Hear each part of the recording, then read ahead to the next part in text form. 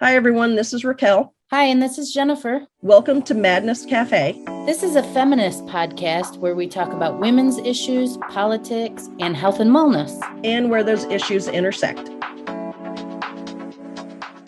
Hey, everybody. Welcome back to Madness Cafe. Today, Jennifer and I are going to talk about bullying. And you might be wondering, why are we talking about bullying on a feminist podcast? We were kids once. Whatever happens when you're a kid kind of affects what you're like as an adult. It doesn't just leave you, right? So we're going to talk about that. According to the organization stopbullying.gov, in 2014, the Centers for Disease Control and Department of Education released the first federal definition of bullying. The definition includes three core elements: unwanted aggressive behavior, observed or perceived power imbalance, repetition or high likelihood of repetition of bullying behaviors. And this definition helps determine whether an incident is bullying or another type of aggressive behavior or some combination of the two. About 20% of students ages 12 to 18 experienced bullying nationwide. That's a lot of people.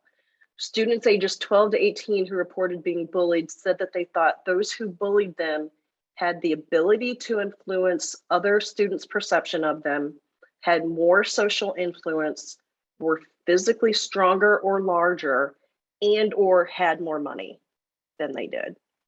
So to help us talk through this whole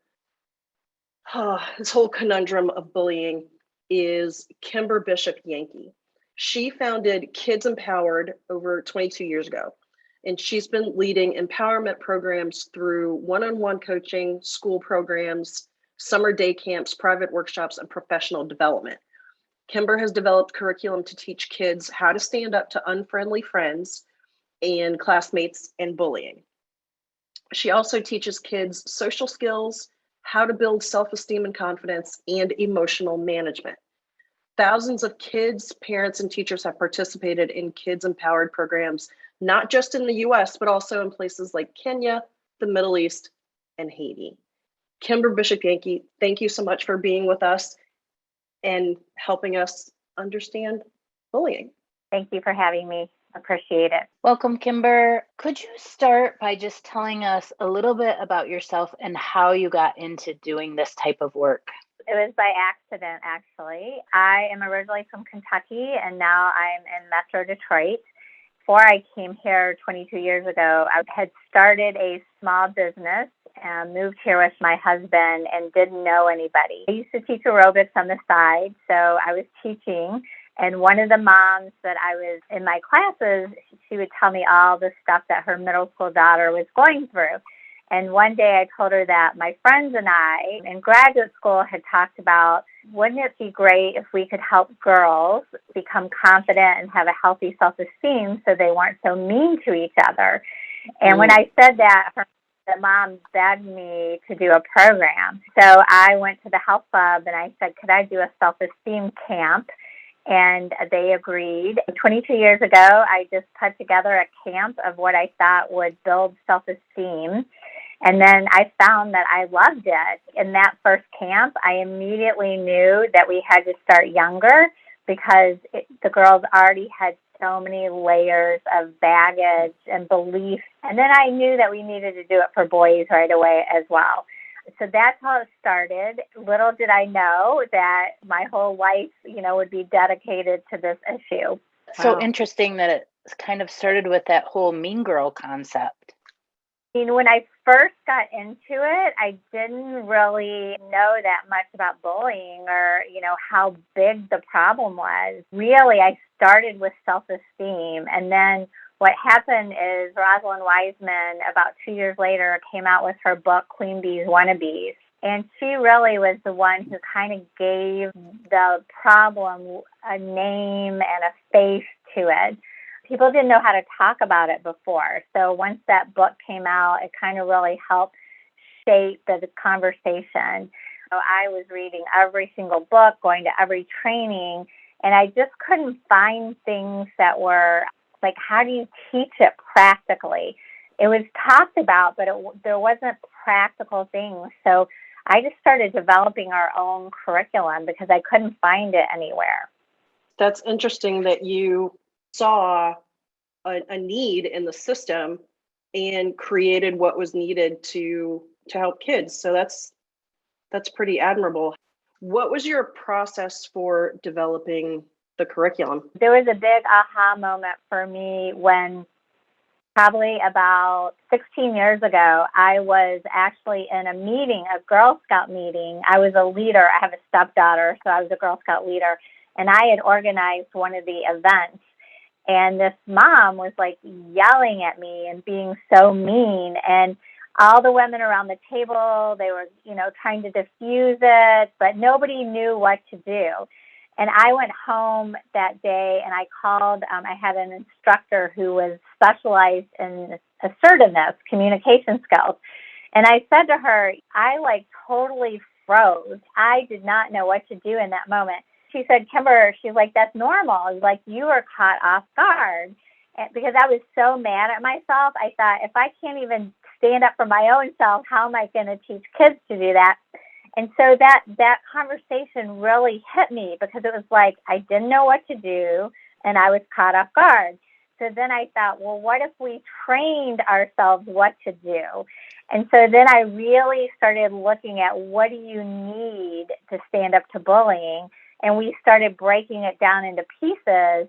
And then what happened is kids would tell me, oh, yeah, I do that, and it still doesn't work. And what I learned is that I will teach a middle school girl to say, I want you to stop touching my hair. And for them, it comes out like, will you please stop touching my hair? So they think they're saying the same thing. So I had to really break it down and give kids visuals, and we call them back pocket responses. So we teach kids exactly the words to say. Because in the beginning, I was teaching them sort of the concept, but how they translated it didn't end up the same way. You talking about this woman in the meeting, are parents bullies too? And do kids learn these behaviors from their parents? Is that how this works, or is it not related? So a lot of people are always like, and I don't really like it when parents do this, when they talk about like the bully or the mean kid, they talk about them as if they have problems and there's something wrong with them, which is a form of saying like, oh, they're the other, Yes. And I don't like that. So there's lots of reasons people bully. And one of them is because it works. Raquel, you pointed out the research shows that some people who bully are successful, have more money, have more, whatever. And so the research shows that for some kids, you actually climb the social ladder by being mean to other kids. Wow. It's really sad. But I'll tell you what's even sadder and why I believe we have such a problem is because, and I don't know who this person was, but there was somebody that decided to tell everybody walk away was the best way to handle this. So for years and years and years, kids were told, just walk away, ignore them. And then the other kids that witnessed it were told, it's not your business, don't get involved. So basically, what we do when we don't stand up to bullying or meanness is we're telling the person that's doing it that it's okay, you can do that. It's no big deal. I personally believe that's why we have such a problem, because we have all of these bystanders that have no skills to stand up to it. So you're teaching the opposite. You're teaching bystanders to do something? Yes. One of my instructors, she came and did a training with me, and she went back to work the next day, and she called me up, and she goes, Kimber, I want you to know that I had a boy in my office who gets bullied all the time. Told him to walk away a million times. And she goes, for the first time, let's talk about what you can do and say and stand up for yourself. And he said to her, thank you for being the first person to tell me I don't have to take this. And it's just crazy to me that we have allowed this behavior to happen. I was at a private school one time with a high school parent to talk to the headmaster about their son who was being bullied by a classmate. The headmaster goes to the parent, well, tell your kid not to take this personally. His older brother did it too. And that's just how they are. Wow. I know. I just looked at him and I said, and what did you do about it? I can't believe you just admitted that. But that's how much people have felt helpless to this problem. And it kind of blows my mind. We still don't get it. Yeah. On your website, you say, I'm going to quote it for a second. It says, no child should have to cope alone. When kids struggle with big emotions, unfriendly classmates and friends, social isolation, teasing, bullying, and harassment, it can result in loneliness, meltdowns, low self-esteem, lack of confidence, anxiety, depression, and suicide. When I read that, I was like, wow, this has really long-reaching consequences. Do you believe that if we control the problem of bullying, it will help in the problem of suicide? Oh, absolutely. Absolutely. Yeah. I mean, this is the problem is if a kid gets punched or, people can see the physical harm, but when people cannot see the harm that words do, that exclusion does. And the research shows that the brain lights up in pain the same way as if somebody got punched, as if somebody had those mean words said to them. But we can't see it. So the kids are internalizing it. Yes, they're in pain. I don't want to, I feel bad that teachers and schools are getting beat up on. So I don't want to be one of those parents or people. I support our teachers so much. The thing is that, so if you go into a school, a child gets conflicting messages all throughout their life there. So every teacher can handle it differently. Different messages come from the counselor, from the principal, from the teacher. And then district-wide, every school handles it differently. And so our poor kids are confused about when they should get involved, when they should stand up for another classmate, because most of them are worried about getting in trouble or told it's not your business. They don't know what to do, and so they don't do anything. You bring up a good point about kids are worried that they might get in trouble, that they're getting mixed messages from pretty much everybody in the school system. Not to mention maybe different messaging from their parents. I think this is maybe a two-part question. First off, what do you tell kids to do, or what back pocket responses do you teach kids to stand up for themselves? And the second part of it is, it's such a horrible, insidious problem in schools that even kids as young as 6, 7, 8 years old, if they are Black kids or brown kids, they are seen as much more aggressive or violent, or they're disciplined much more harshly and much differently. How are those kids supposed to stand up for themselves or stand up for their friends or their classmates without, say, the school resource officer coming in and putting a 6-year-old in handcuffs? That's a great question, Raquel. Thanks. Yeah, and I would also say that kids with ADHD get a lot of negative attention. If it's okay, can I go ahead and share what we teach kids who are getting picked on first? Of course, yeah. Of course. So there are 3 things you need to stand up for yourself. One is confident body language.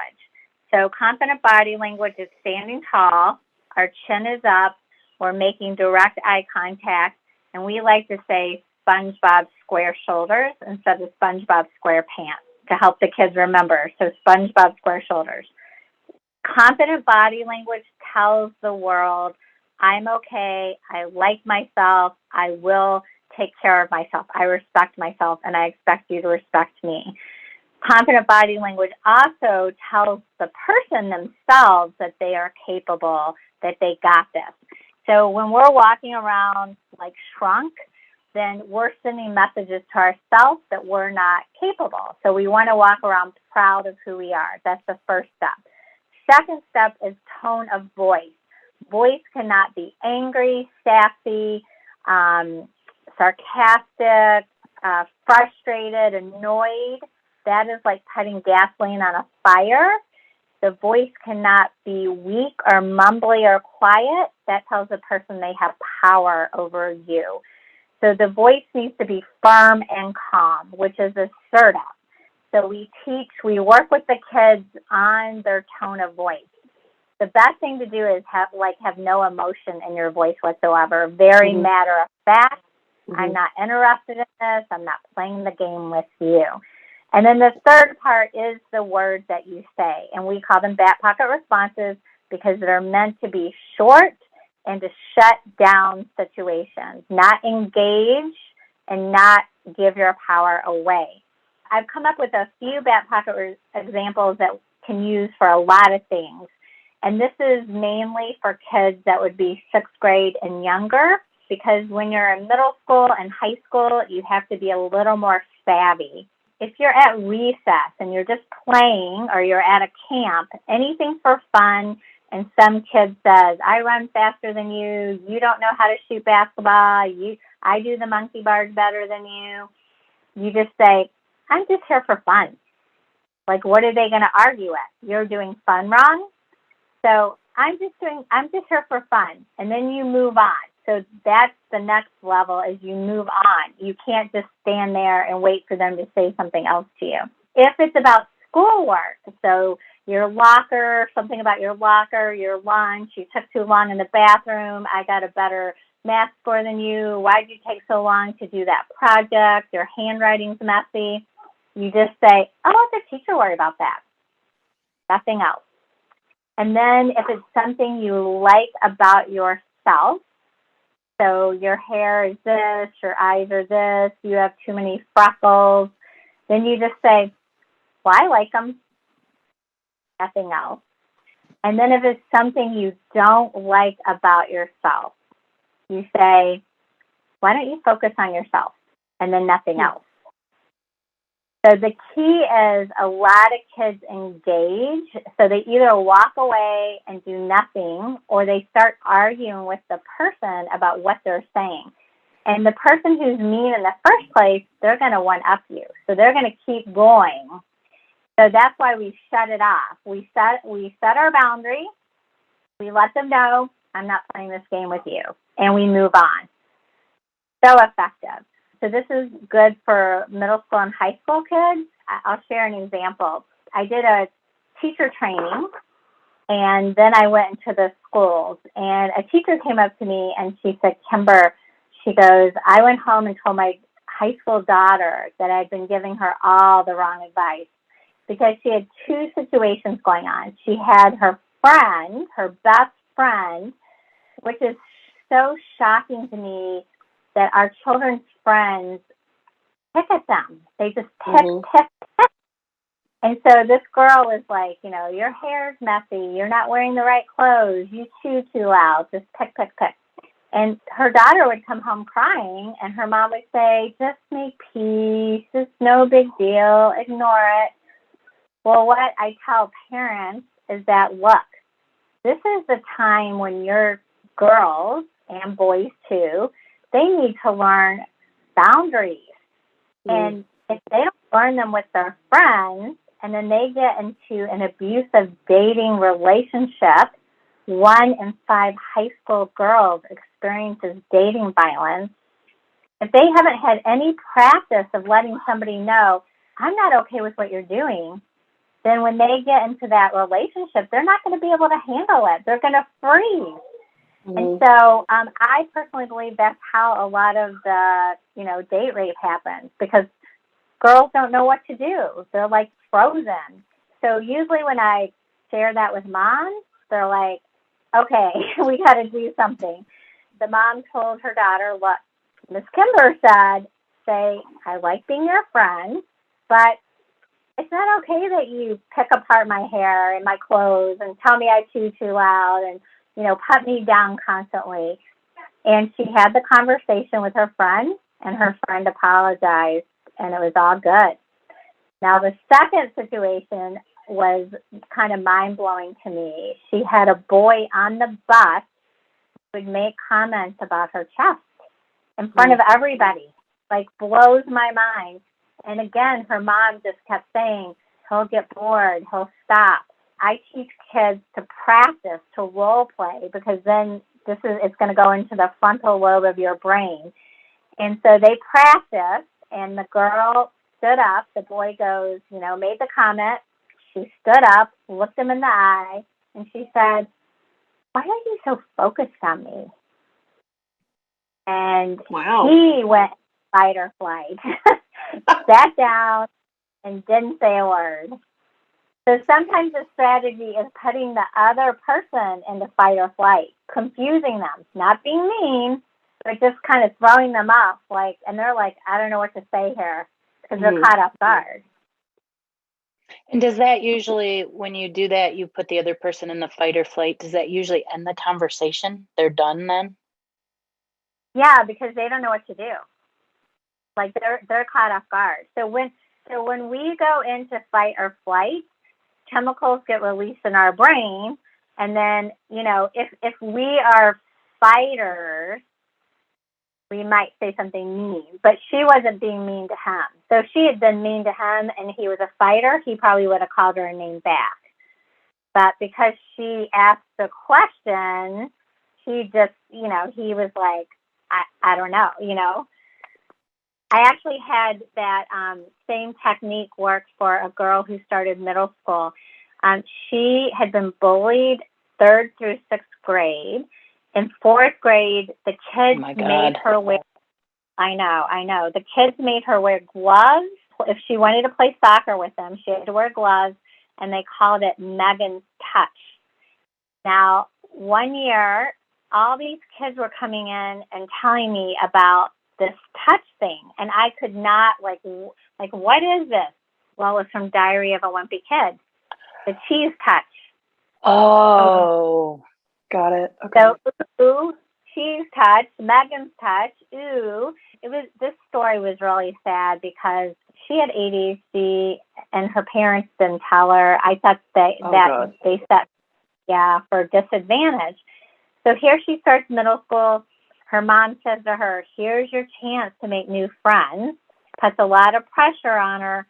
And then she befriended a girl who was on the spectrum, and they were eating lunch every day together. Well, these two girls started sitting with them, and she should have gotten a clue that there was something wrong with this picture because they told her not to tell anyone that they were friends. And then one day, these two girls are walking with two boys, and one of the boys who she showed me, she was tiny, and this boy was way bigger than her, and he called out and said, hey, retard. And he probably was saying it to the girl she was with, but this girl said, all the anger of the 3 years of bullying came out. She said, I took off my glasses, and I said, bring it on, and I punched him in the face. Wow. Now, all of secretly going, yes, right, yay. But you can't do that. And she got suspended. And she was sitting in my office just sobbing hysterically. I tend to get very emotional, too, when I have a kid who's in that situation. But we practice things to say. Her mom called me up a couple weeks later, and she said, Kimber, I want you to know that Megan used one of your techniques. She had a boy that had bullied her in elementary school. He came over after the math test and said, what'd you get on your math test? Because she didn't do that well in school. And just like we practiced, she leaned into him and said, whispered, why are you so focused on me? Why are you so focused on me? And she said he did not know what to do. went back to a seat, sat down, and left her alone. And she Good for her. was on top. Yeah. Good for her. So can we go back to the second part of the question, though, about Black and brown kids standing up for themselves? Because that's a tricky situation, I think. So Raquel, you're worried that a Black and brown kid takes the same offensive position as a white child, but then gets in trouble for it? Well, yeah, because I mean, studies have been shown, multiple studies have been shown that Black and brown kids at a very young age, even as young as like 4, 5, and 6, are already seen as older, Aggressive,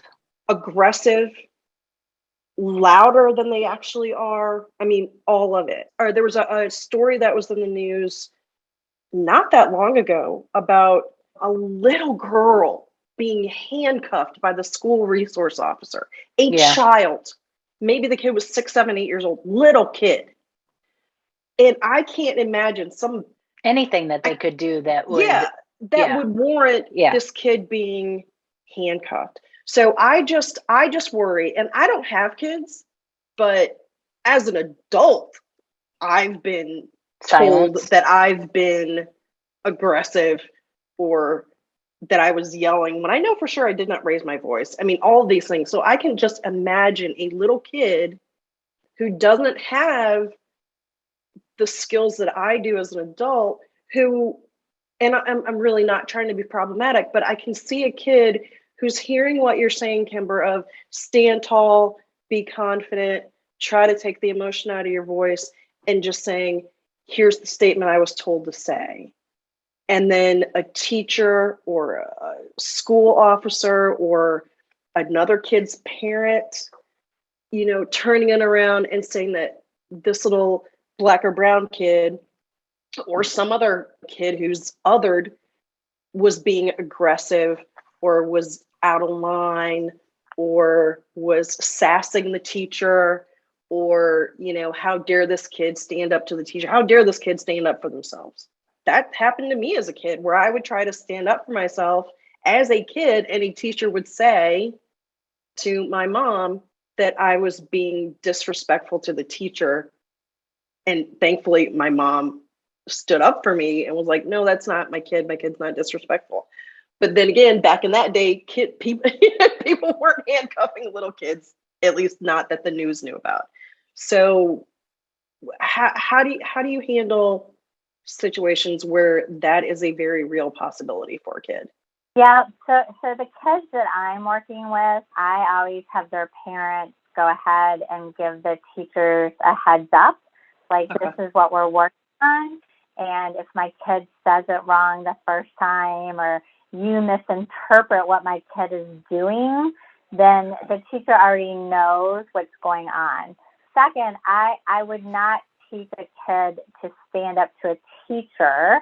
I would reach out to the parent and say, you need to advocate for your child. That's a different power imbalance. And I did have a kid who was actually blind, and he wasn't Black or brown, but his mom did tell him to stand up to the teacher, and he got in big time trouble. And I was like, whoa! I was like, he's not in the position of power to be able to do that. So that's a little bit of there's a lot of confusion about how to handle these problems. So I think that, I think that, like, in some of the school districts where there might be a lot of physical fighting and a lot of aggression, that sometimes kids aren't. So if you feel like you're going to be in danger or there's a fight, then we tell kids to try, don't like remove yourself. And we understand, like, in some cultures, like, looking people in the eye is disrespectful. And so we say, this is what you can do at school, but like at home and with your family members, if it's not culturally accepted, then do what's culturally accepted. But Okay. I do think that a lot of people don't realize their body language. They say that 70 to 80% of all communication happens through body language. Happens through nonverbal body language. Sometimes people that come off as aggressive are not aware of how they posture themselves. They're not intentionally being aggressive, but it just comes off that way. But do you think that some of that aggression is maybe perceived by others rather than actual aggression? Yeah, that's what I'm saying. You're saying the same thing I'm saying. So like they're not aware that other people are seeing. I always ask the kids when I try to explain body language to them, because it's kind of a hard concept. I'm like, have you ever seen, and like my son's school had a teacher who walked around like with her arms crossed and her face, a frown on her face. And I was like, oh my gosh, that looks like a mean teacher. And it turned out to be the nicest teacher ever. And I always thought to myself, does she realize like how she's coming across? But she wasn't intending it to. We read crossed arms, frowns. But yeah, I do. I mean, Raquel, totally get what you're saying about brown and black children. I totally get it. And I'm appalled that still today we have like these reactions that we handle with the police. I mean, that is crazy. And just, I'll give you another example is one year I was in a school that had some kids that were Middle Eastern, and at Halloween they were told, what are you going to dress up as? Terrorists? Oh, no, you don't need to dress up. And it came out in the workshop. And so then I went to the school counselor about it. And then I actually happened to have a connection to the superintendent. So I just went up the chain. And the next year I came back, the school counselor asked me not to do that again. And I was like, no, if I see a problem, I'm going to speak up. Like I teach this stuff. You're asking me to go against, like, because it caused them so many problems because they had a lot of work to do after all of that. But it didn't cause them problems. The problem was already there. It made them address the problems. Yeah. Yes. Yeah. Well, they saw the work they had to do as a problem. Well, they just got pissed because they got busted. And that's really important work that needs to be done. Absolutely. Keeping our kids safe. When I was reading today, I came across that there are 4 types of bullying. One is physical, one is verbal, one is social and emotional, and then there's the cyberbullying that happens now. When you're working with kids, what are the ones you see most often, and what's the most concerning for our future? So relational aggression is the social and emotional bullying. And so what that is trying to hurt somebody's relationships with their peers. Very sneaky, and that's why adult teachers cannot see it, because it's very underground. So like I could be sitting at the table, and Jennifer, you could walk up to the table, and I could roll my eyes at Raquel, and she would know, oh, you don't like her. And so if Raquel follows me, then she would treat you poorly too. So that is, I think, because you don't know what you're playing with. Like physical is very, people like schools are pretty much on top of that. Verbal is very confusing because kids are doing, calling each other names for fun and to be mean. So it's very confusing, but at least you know what you're dealing with. The relational aggression is all underground. And so how do you stop people from gossiping about you or spreading a rumor about you? And then cyberbullying, what is so dangerous about that is that In the old days, if you actually got bullied, maybe you got bullied in front of 4 people. But today, kids are getting bullied in front of thousands of people. And so that humiliation is unbelievable. And this is also another scary thing, because you mentioned suicide, is that, and I don't have the statistics at the top of my head right now, but it goes something like this. In the old days, kids might take weeks to think about doing this. And now it's hours. So a kid, and this actually happened to a boy in our area, like maybe an hour away from me. Somebody requested or sent him a nude picture or something like that, a girl, and they got him to send a picture. And then they asked him for money to not share it with everybody.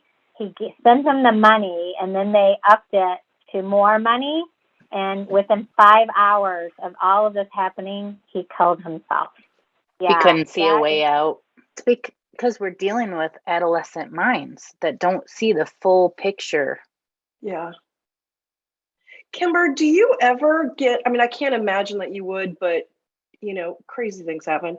Do you ever get pushback from parents or teachers who are like, we don't need this. Kids just need to like toughen up, or, or whatever they might say? I'm sure she does. Get pushback like that? What do you say? What do you do? 22 years of pushback. Yeah. I mean, some of it is I have no control. I have schools that will not let me come in. Parents begging the school, like years, multiple different parents begging the school, and they won't let me come in because, they want to keep it under the rug. It's like showing all the dirty laundry. I will say it like it is, and I'm very direct. But I know sometimes that what I'm saying is I'm not going to be invited back. I'm going to advocate for the kid. And so I've even had, and this happened at my kid's school, I had a little first grade girl who, she was standing in line for the lunch, and this girl who was like a queen bee came up to her and actually pushed her down. This little girl had bullied this little girl for months, and I was already working with her on trying to help her find her voice. And this little girl was so hysterical that, and her parent was supposed to come in and actually be leader of the day, but she left school. And it turned out the mom was the PTA president of the Queen Bee. So that mom, she actually did the right thing. And the first step, she called the principal and said, because the mom called her and said, your daughter shoved my daughter down. And so she called the principal and said, I want you to pull my daughter out of class and I want you to talk to her. Well, this little Queen Bee said, I didn't do it. She got confused with somebody else. And then they came to the girl's house and tried to convince the girl that she was confused and it was somebody else. At some point, like a couple weeks later, I had this little girl write a letter to this girl saying, because this girl, the Queen Bee was harassing her every day. You have to tell people I didn't do it. You're lying. You're confused. It was somebody else. So we wrote a letter that said, I'm clear about what happened. It is not okay. And I'm not going to talk about it anymore. And you need to stop, telling me to change the story. And so she gave it to her. And it did stop. But then that Queen Bee mom told everybody I was a bully. Oh, God. I've been called a bully quite a bit. It's a tactic. So you are the bully, then you're going to try to get everybody else to think they're the bully. It's a tactic people use. Okay, but this example is why I see it as Queen Bee mom was bullying you in the same way that the Queen Bee child was bullying the child. Is this not just a reflection of society at large and this whole social climb that we're all participating in? Yeah, so I would say that a lot of moms who have queen bees have similar characteristics themselves and they can't see it in their own children. See, I don't like to make blanket statements because people bully for a lot of reasons. Sometimes it works, so I'm going to keep doing it. Sometimes the parents are the nicest parents in the world and they have no clue. A lot of times schools will only address like the target and they're not telling the parent of the bully, like your child's a bully. They don't tell the parent that. So some parents never even know their kids are doing that. There's a lot of reasons kids are mean. Sometimes it's out of anger. Sometimes it's because they've been bullied, so they're turning around and doing it to somebody else. And sometimes it is their parents. But I don't like to say it's because the apple falls far from the tree.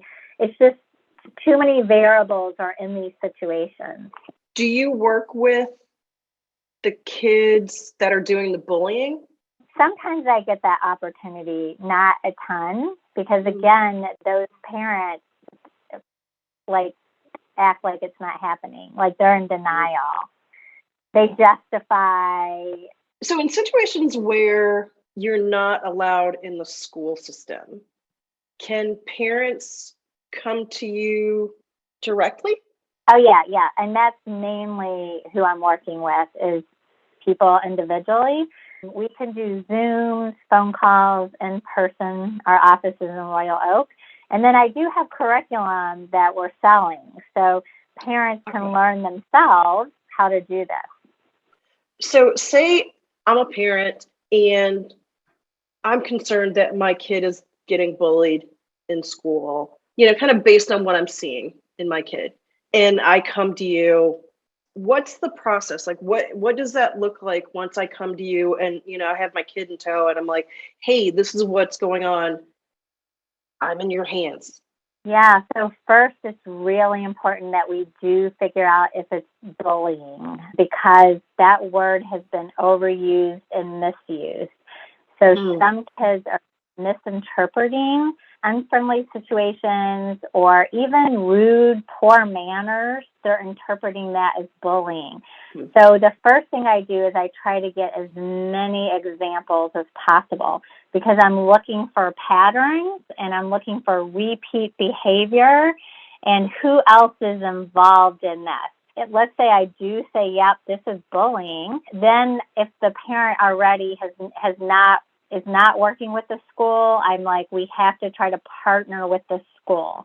And so sometimes I will write emails to the parent for them to forward to the school. And then I identify what do we need to work on. So sometimes it's self-esteem and confidence.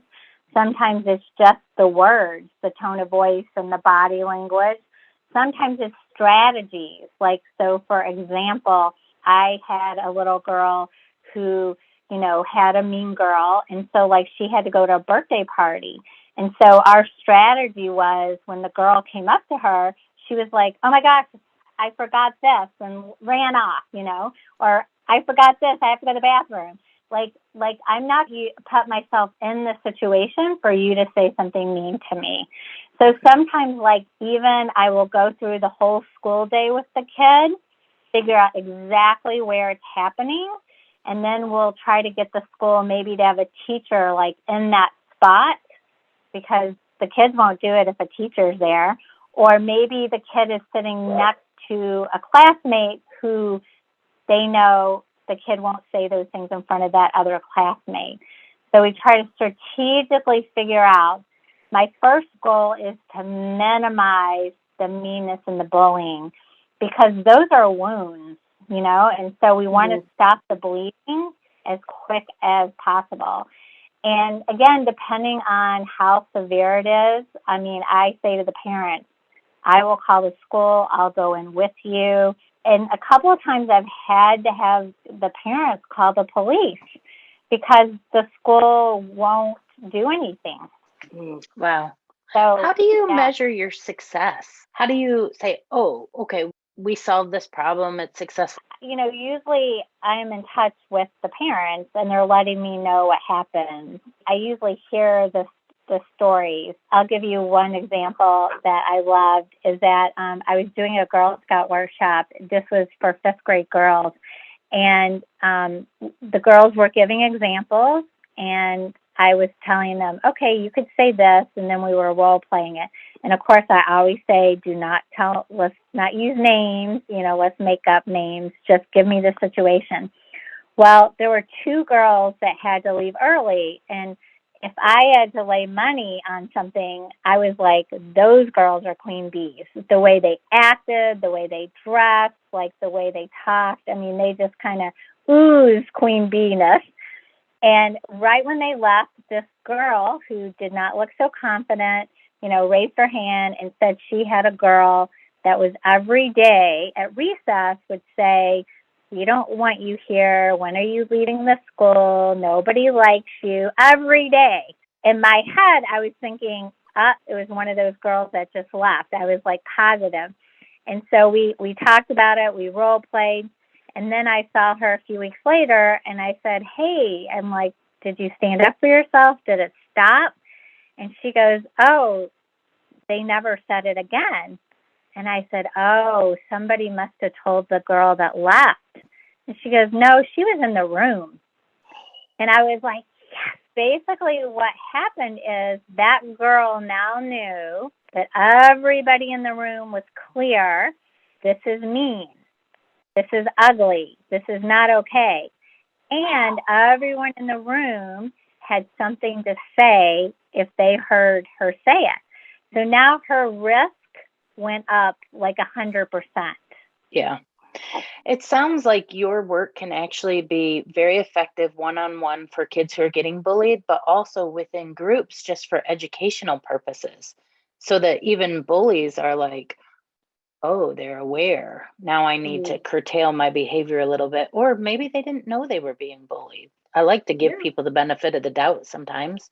Maybe they didn't realize they were wanting social status and they were using this as a tool. And then they thought, oh my gosh, I'm a bully. I need to stop that. Or maybe they just saw that that's the way that their parents behaved and they didn't realize that that wasn't the best way to behave. Yeah, could be examples. That's really interesting. You offer the one-on-one. I thought I saw something about camps and... Yeah, so we do summer day camps, and then we do go into schools. I love going into schools because obviously we're reaching a lot more kids. And you're right that the more bystanders that know what to do, the more the risk goes up. So that's what the research shows. The more the bystander speaks up, the more the meanness goes down. So if I was going to focus on one group, I would focus on the bystander. So we need bystander training everywhere. That's what we need. And this is a skill that translates into many areas. If you learn how to stand up in a calm way, you learn words that are effective, basically you're teaching assertiveness. So this will help with problem solving, conflict, all kinds of situations that our kids are going to face in life. Have you had anybody come back to you and say something like, hey, you helped me when I was a little kid, and it worked with that one situation, but it's also like, this is how I feel. It's helped me even as an adult. I'll run into like college kids will call me up to like volunteer, and they'll be like, I still have the dream pillow you did for, my Girl Scout workshop. Or but one of my favorite stories is this blind boy that I worked with. His sister was part of like an aftercare school program. And she went home and said to her parents, Kimber needs to meet with Ricky. And he actually was my first one-on-one client. I hadn't done any before, but they called me up and asked me to meet with him. So I thought, okay, I'll give it a shot. And Ricky's much older now, and they were fine with me sharing his story. So he came in, and he had been bullied unbelievable. He was in 6th grade.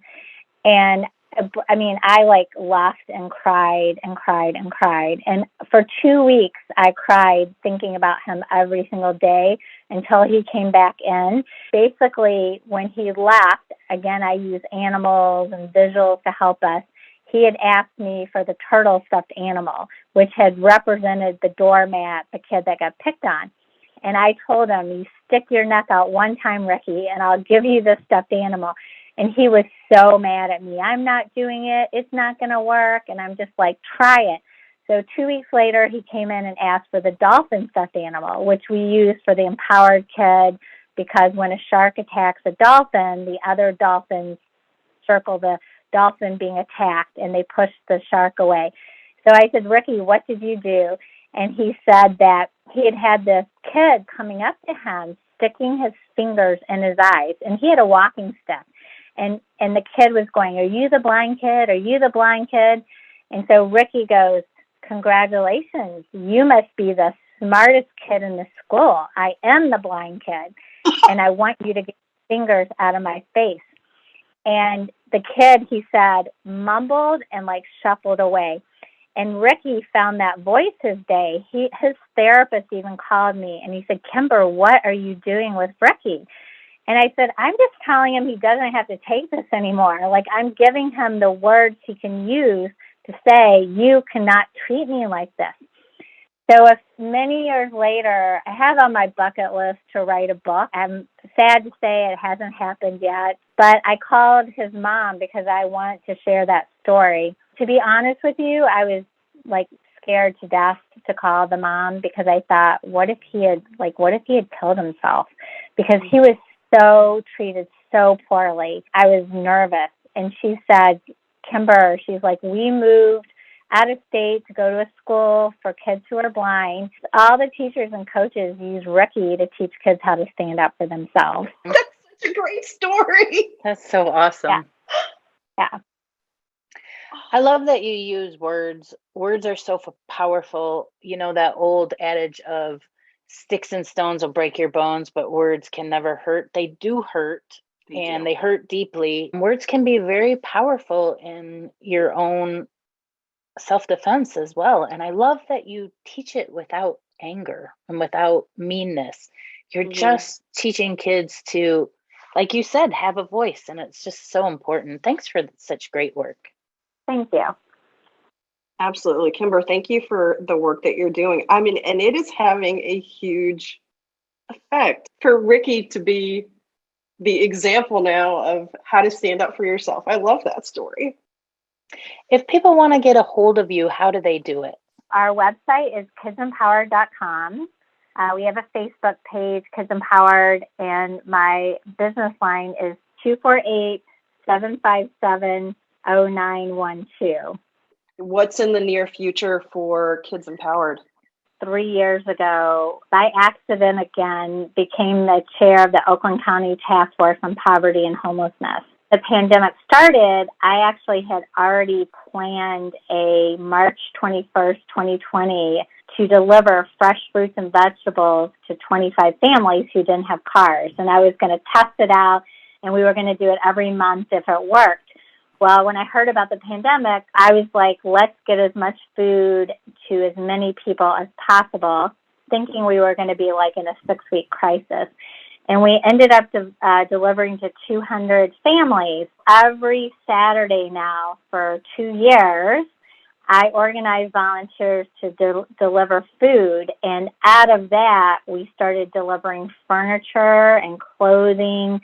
And then I ended up raising money to start putting homeless families in hotels. And we've bought 5 mobile homes for families that were homeless. So it's called Kids Empowered on the Move. This is full circle for me. My original plan was to work with kids in poverty and to say, here, I have this program.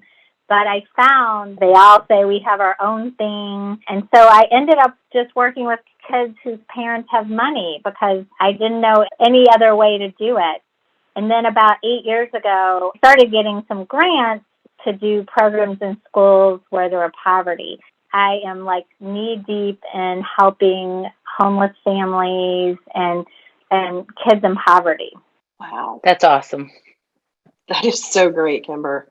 Do have plans to do an online course. So we have 3 different packages of curriculum right now.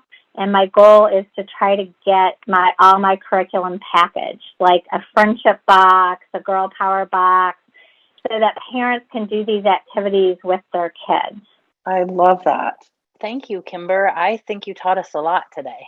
Thank you for doing this work and for being strong enough to take all this on. Thank you. Thank you. Thank you, Kimber. All right. Thank you. So, Jennifer, were you ever bullied as a kid? Oh, God. I can't believe you asked me that question because I told my girls I wasn't sure I was going to say this. I might have been a bully. Huh. What makes you think that? Because I kind of was a bully. Okay. When I was right before third grade, my mom went through a horrible divorce and it was violent. So she sent my brother and myself to my grandparents' house, and then she moved secretly while we were gone. And so when we came home, we had a new house. It was in the middle of summer. We hadn't started school. We didn't have any friends. And this is no excuse, by the way, for my behavior. So when I started third grade, I was bullied on the bus, just like Kimber was describing with that girl, was a very sexually aggressive bullying by a boy. Wow. And I kind of internalized that. And 2 years later, I was a bully. You know, it didn't last very long, thankfully. But what I did was I created a group of girls, and we had a club, and we wouldn't let other girls into the club. We would put them through like a hazing period to pretend to be in the club, but we wouldn't let them in. And when I say we wouldn't, it was mostly me. I was definitely the ringleader of this group. Okay. I think that was in 5th grade. In 6th grade, desegregation happened in Kalamazoo, and I went to another school and thankfully came to my senses and had a really great school experience for the first time in a long time. Had a really awesome teacher, learned kindness, but I could have been a bully on the loose had I not had that teacher. How about you? Were you bullied? Wow. I can't believe I told the story. No, that's brave of you to tell the story. And obviously you're not a bully now. So, you know, and you had somebody who intervened and kind of showed you the way. So that's awesome. I was bullied as a kid. There were these kids, and specifically, I think there was a little boy who used to make fun of me. And there was some TV show that had a character named Witchy Poo on it. But this little boy would call me Witchy Poo all the time. And he would say it in a mean way, and it hurt my feelings. I mean, thinking of it now, I'm like, Witchy Poo, really? That's what made me cry? Hey, it doesn't matter what it is when it's consistent and hurtful and they're going after you. Yeah. And so I would come home crying every day, come home crying. And my mom would be like, oh, honey, ignore it. You know, did the whole thing. But my Aunt Catherine was like, okay, I've had enough of this. Do you stand up for yourself? Do you stand in the no? And she was like, okay, this has got to stop. And I think the little boy would push me too. And my aunt was like, no, this is going to stop right now. You need to know how to stand up for yourself. But she taught me how to punch. So she would hold her hands up and she'd be like, you know, here's how you throw a punch, but we'll stand up for yourself. Of course, I never hit anybody. What it gave me was this whole, I need to stand up for myself, whether I said anything to that kid or not or whatever. But I remember my aunt teaching me to stand up for myself. There was this one girl in junior high and high school that I was just so afraid of. And I think she used to bully me. I think maybe I blocked it out. But there was one time in junior high school where it was after PE and we were lining up to go into the locker room. And I tripped and I fell into the girl that was the bully. And she was a big kid. And she literally turned around and smacked me. Like I had a red handprint on my face the rest of the day. I was just scared to death of this girl. Years later, I'm walking down the hall and I see this girl. I was like, oh crap. And I tried to turn on. She's like, Raquel! Like she tried to come up and give me a hug. And I thought I was going to wet my pants. So yes, I have been bullied. What I really loved about what Kimber does is the fact that she helps people find the voice. We know how important it really is to be able to, number one, be authentically yourself, but number two, to be able to use your words to speak up for yourself. But then the other thing that's huge is we have a society where kids are getting killed in the schools by active shooters. They often tie that back to bullying, and kids are committing suicide. They often tie that back to bullying. Parents, educators, people in the community, doesn't really matter who, we're sort of like, what do we do? And I think Kimber is answering that question. She's given us tools and skills. And honestly, we should have these programs in all schools. Well, yeah, and I think we should even have them for adults, for people who don't have kids, because there are kids in our communities. We have friends who have kids. As bystanders, we see kids. I think the bystander piece is probably having the voice and speaking up for yourself, super important, but there's so many more bystanders. Mm-hmm. So if bystanders know what to do, and I think most people want to do it. I think most people do. Yeah, but just don't know what to do. And Kimber's solving that problem. Mm-hmm. Thank goodness for Kimber and the work that she's doing. Absolutely. Bye, Raquel. Bye, Jennifer. Thanks, everyone, for listening today. We will be back with more Madness Cafe next week. You can find us on Instagram at Madness Cafe Podcast or email us at madnesscafepodcast@gmail.com. Bye.